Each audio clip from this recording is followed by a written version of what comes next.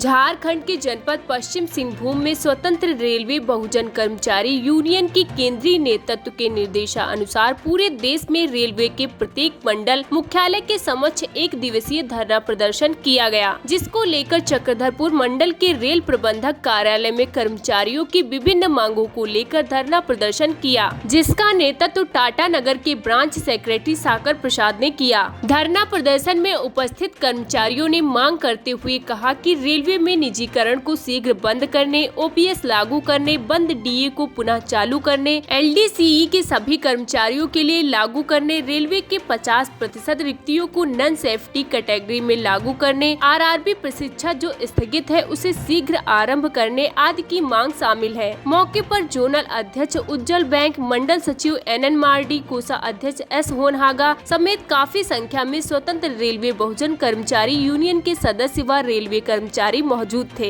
दिनेश कुमार जी कह रहे थे कि निजीकरण को समझना होगा। मैं आप लोगों को समक्ष एक बात को रखना चाहता हूं कि हमारे देश के माननीय प्रधानमंत्री आदरणीय नरेंद्र मोदी साहब ने कहा था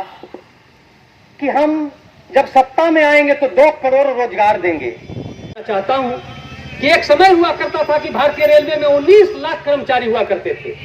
और उस समय स्टेशन की संख्या कम थी, रेलवे की संख्या कम थी, पटरियों की संख्या कम थी, पटरियों की लंबाइयां कम थी, धुलाई कम होता था। उस समय हमारी जनसंख्या, हमारी कर्मचारियों की संख्या 19 लाख थी। लेकिन ये दुर्भाग्य कि आज करीब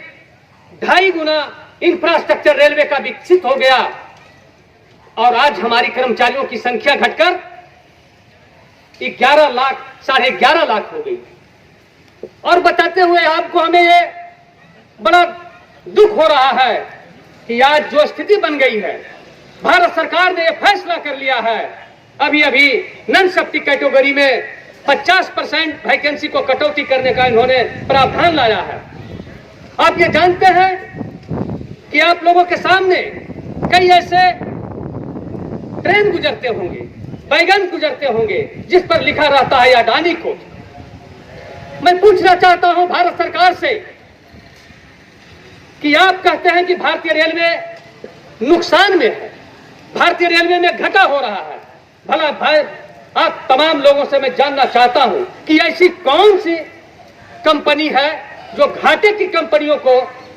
खरीदना चाहेगी? तो मैं ये बताना चाहता हूं कि इस भारत की संपत्ति को, इस देश की संपत्ति को, राष्ट्रीय संपत्ति को, जिस पर सभी लोगों का हक है, जिस पर गरीबों का हक है, जिस पर खासकर मजदूरों का हक है, उसे कौड़ी के दाम में पानी के तरह अपने तमाम